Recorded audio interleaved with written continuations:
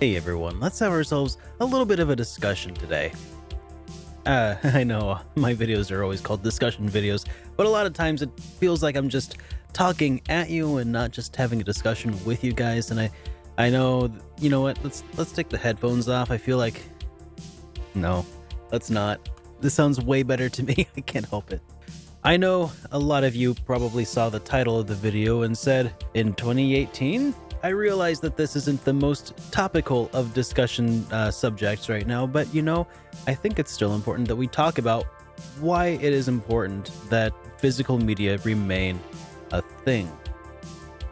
Because while they haven't announced any new consoles right now, they are most definitely still creating new consoles, especially by this point. You bet your bottom dollar that the PlayStation 5 is well under development, and so is the Xbox whatever, and even Nintendo's next console. I mean, the Switch is still raking in money, but maybe they're making a Switch 2 or, something like that. And so I feel like this is a discussion that should continue to happen because we need to let these companies know that physical media is very important to a lot of people. I'll go ahead and lead with my main, real, solid argument. And that is that, obviously, there's a lot of people who live in rural areas. And in rural areas, internet sucks, sometimes worse than dial-up. And not only is internet slow in rural areas, there are locations, I have friends in places like Mississippi where the internet is actually metered. Like how you have data caps on your smartphone? Well, people have data caps on the internet that comes in through the wall, which is ridiculous.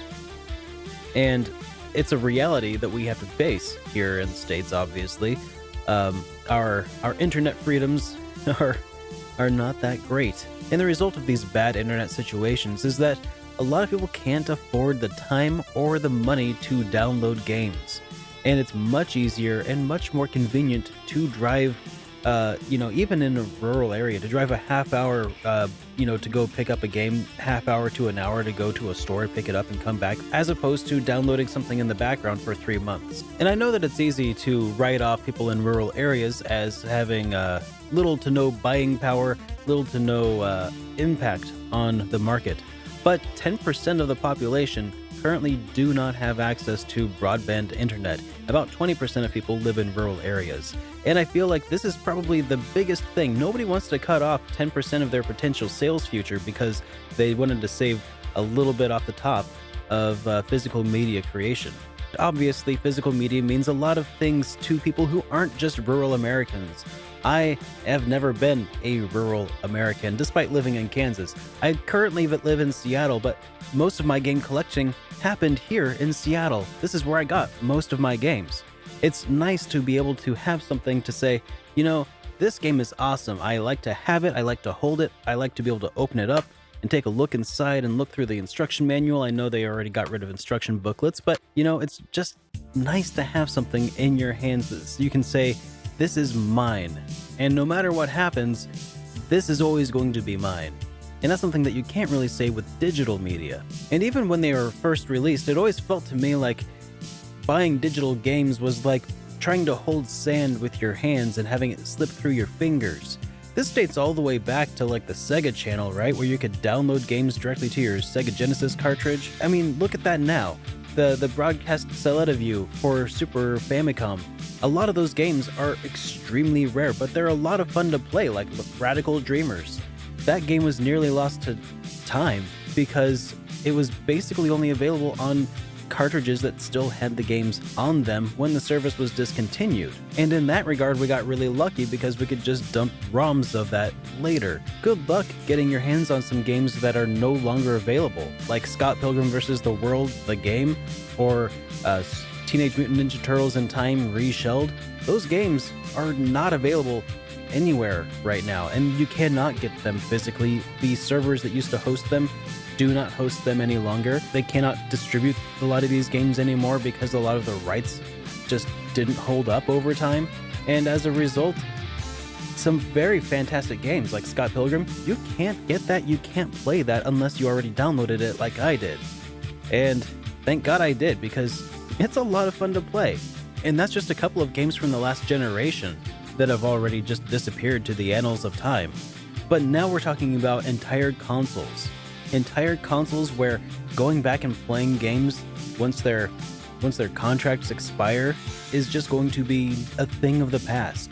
And I don't want to knock the idea of having the option for digital downloads. Obviously, there's a lot of people out there who just don't have the space or the space to hold all of their games that they would have digitally otherwise.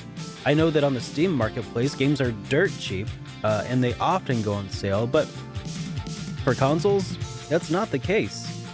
Even games that release digital only on the Nintendo eShop are not heavily discounted because they're not spending money on the physical cartridge or the physical box that the cartridge comes in. They're still the same exact price, and they're not dropping in price anytime soon. I think it's anti-consumer. When I grew up, I had a Nintendo Entertainment System, and I can go back and I can relive my childhood. If I had a kid, I could show them what I grew up with. I could have them play that. They could play Super Mario Bros. Kids that are growing up today with the PlayStation 4 and Xbox One and are playing some of these indie releases that never got physical copies, well, they may never be able to go back and replay those games.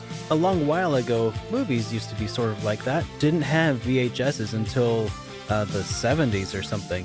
And even then, VHSs were something that you used to record television shows.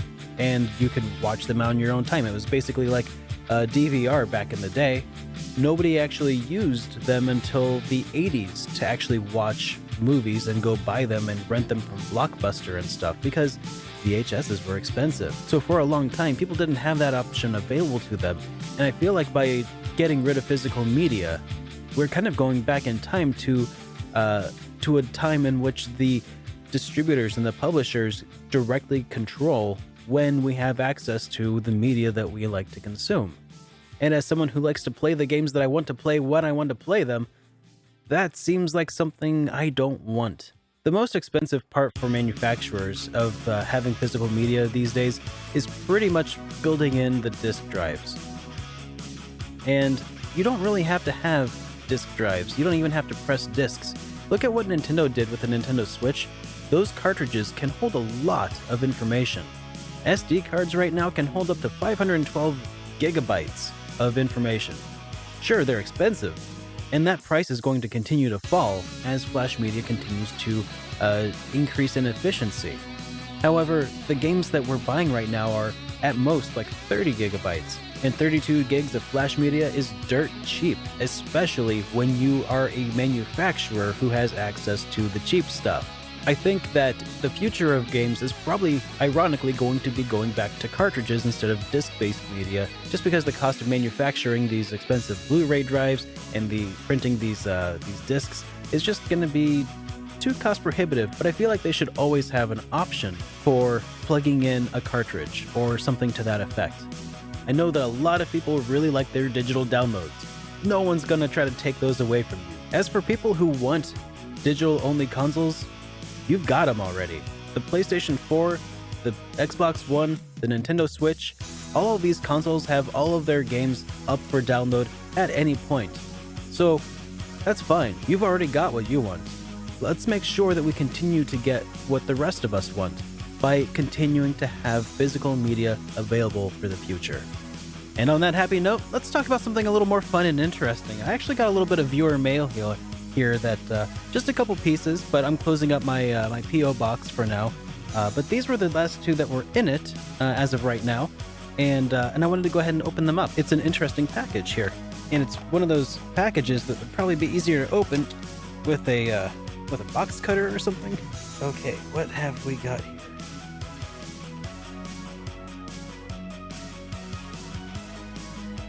Oh, okay.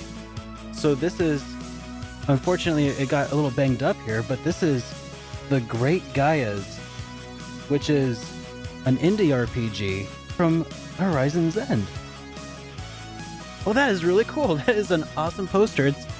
Oh man, it got a little banged up in the shipping, but here, I think there's also some other stuff in here. It's a letter.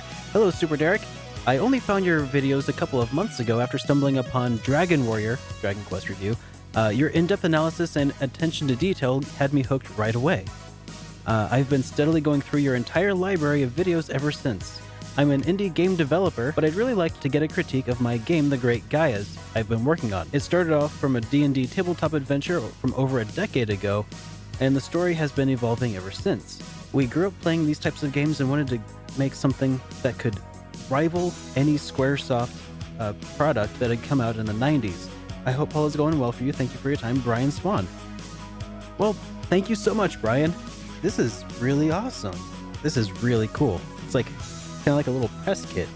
Yeah, I really had no idea what to expect, and this poster is really awesome, guys. Thank you again.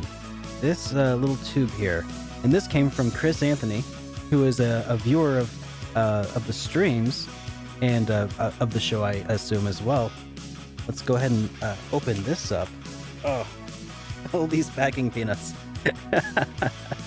Okay, just see if I can get that letter out. Okay, I'm gonna have to take the whole thing out first. It looks like there's a letter deep inside the poster. Okay, well, I guess we'll just have to do this the common sense way and just open the poster. It looks like it's a poster. No way.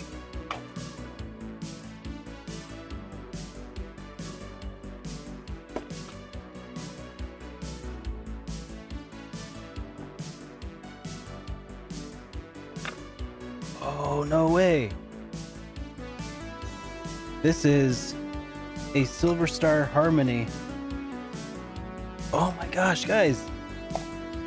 This is awesome. I can't quite get it all the way open, but I got the letter out. Yo, Derek, I hope this finds you well and before you move. It did.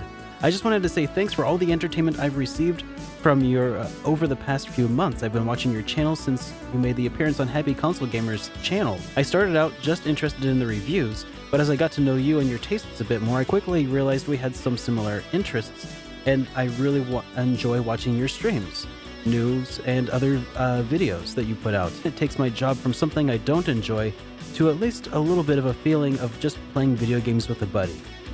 When it comes down to it, I can tell you're a genuinely nice guy, and that's probably what comes through and draws me into most of your videos, in addition to your passion for the games. If you're ever in Las Vegas, I hope you'll let me buy you a beer.